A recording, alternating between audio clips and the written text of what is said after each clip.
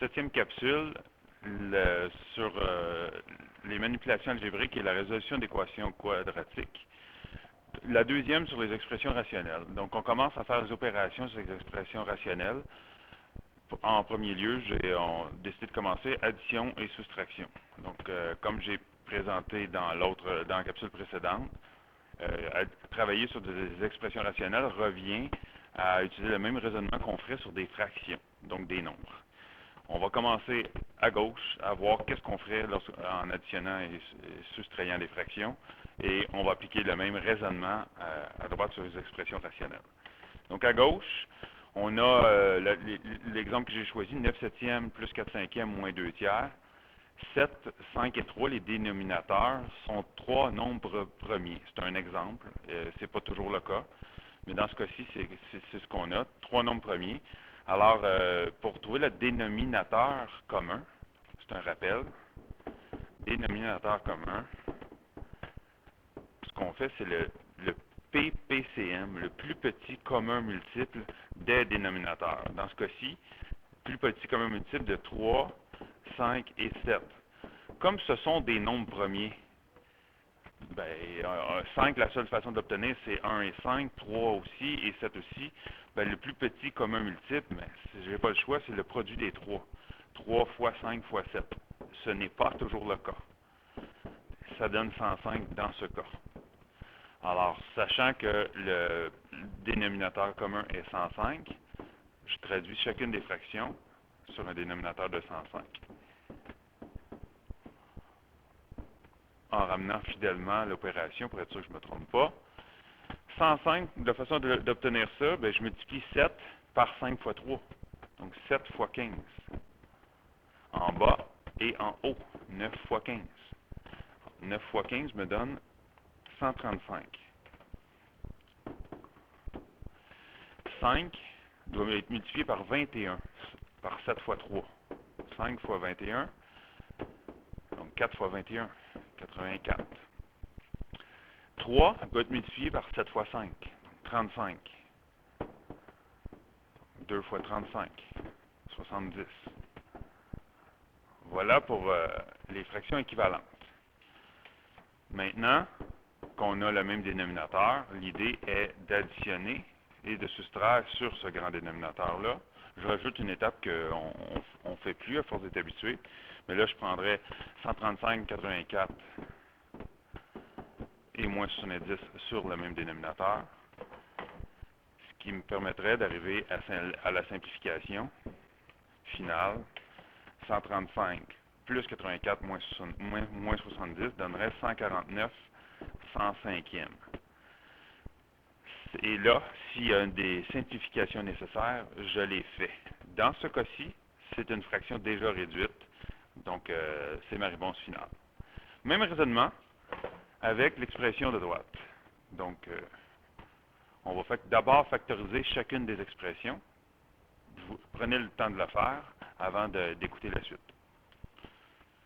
Donc, l'expression 4, c'est déjà factorisé. X carré moins 25, c'est une différence de carré. L'aviez-vous vu? La deuxième expression 2x, c'est déjà factorisé, c'est tout ça, un monombre. X carré moins x moins 20 par somme produit nous donnerait x plus 4, facteur de x moins 5. Voilà pour commencer. Maintenant, j'utilise le même raisonnement qu'à gauche avec les fractions. Je regarde les deux dénominateurs et je trouve le plus petit commun multiple. Alors, qu'est-ce qui manque à 1 pour donner l'autre? Donc, le dénominateur suivant, x plus 5 par x moins 5, j'ai x plus 5 et x moins 5. À gauche, j'ai x moins 5 qui est déjà commun. Alors, je ne vais pas le multiplier, il est déjà là. Je vais juste multiplier ce qui manque. Il manque un x plus 4. Si je le fais en bas, je le fais en haut aussi, de façon à obtenir l'équivalence. C'est ce que j'avais fait pour les fractions. Donc, un rapport équivalent. Pour la deuxième expression, x plus 4 par x moins 5, il manque un x plus 5. Si je le mets en bas, je le mets aussi en haut, de façon à obtenir un rapport équivalent. Maintenant, je peux traduire tout ça sur un même dénominateur que j'ai obtenu. x plus 5, facteur de x moins 5, facteur de x plus 4. En haut, j'ai 4 fois x plus 4. Ici, j'ai moins 2x par x plus 5. Voilà.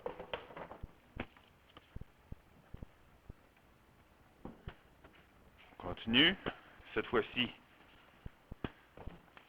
je simplifie mon expression du haut. Donc, il est bien important, je vous avertis. Donc, prenez ça comme un avertissement.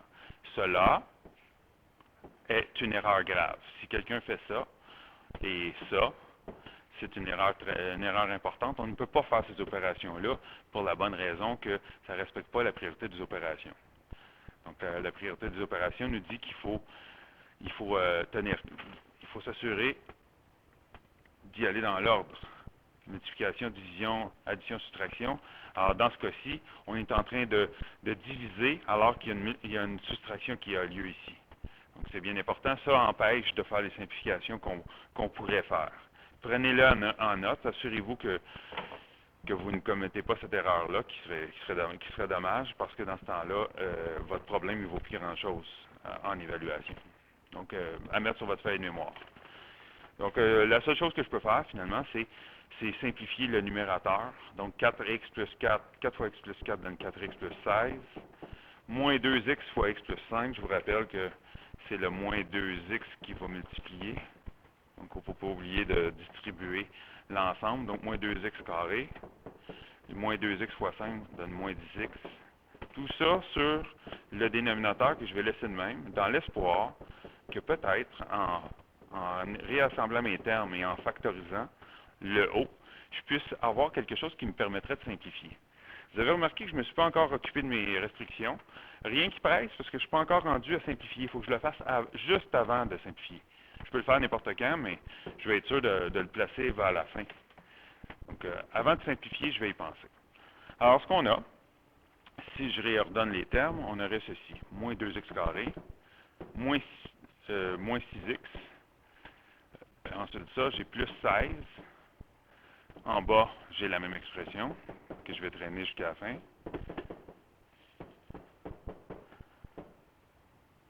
Plus 4. Bon, il me reste à factoriser le haut. On voit aisément une simple mise en évidence à faire. Je vais la faire. Simple mise en évidence d'un facteur 2. Moins 2 tant qu'à faire, je vais sortir le négatif. Il va me rester x carré plus 3x moins 8 sur le bas.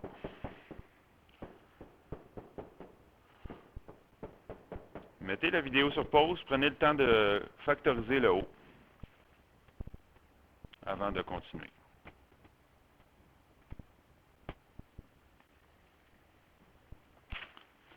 Si vous avez vraiment essayé, vous vous êtes sans doute aperçu que le haut n'est pas factorisable par somme produit. Pas factorisable par somme produit. La méthode de la somme et du produit, qui est la méthode qu'on se sert pour les nombres entiers. Donc, on se sert pour factoriser. Donc, si ce n'est pas factorisable par somme produit, ça va pas nous permettre d'obtenir des expressions rationnelles qui vont contenir des nombres entiers. Ça se factorise, mais on va obtenir des radicaux, des nombres irrationnels. La raison pourquoi on n'irait pas plus loin, c'est que c'est sûr que ça ne nous permettra pas de simplifier par ça, parce que il n'y a pas des expressions irrationnelles, là non plus, là non plus. Donc, quand on s'aperçoit qu'au dénominateur, on a des expressions qui contiennent des nombres entiers, et que le numérateur ne se factorise pas par somme produit, on peut arrêter là. Il n'y a rien d'autre qu'on peut faire. Ce serait la réponse finale. Cependant, il ne faut pas oublier nos restrictions. Ça, c'est vrai pour tout x qui appartient au réel, sauf ceux qui feraient que le dénominateur pourrait être nul. Alors, dans l'ordre, j'aurais moins 5, j'aurais moins 4 et j'aurais 5. Et voilà, c'est additionner, soustraire des expressions rationnelles. Ne prenez pas cet exemple-là comme une généralité. Il va arriver plein de cas où le numérateur et le dénominateur vont pouvoir se simplifier parce que la factorisation va fonctionner. Soyez vigilants. Prochaine capsule, on termine les expressions rationnelles avec le produit et le quotient.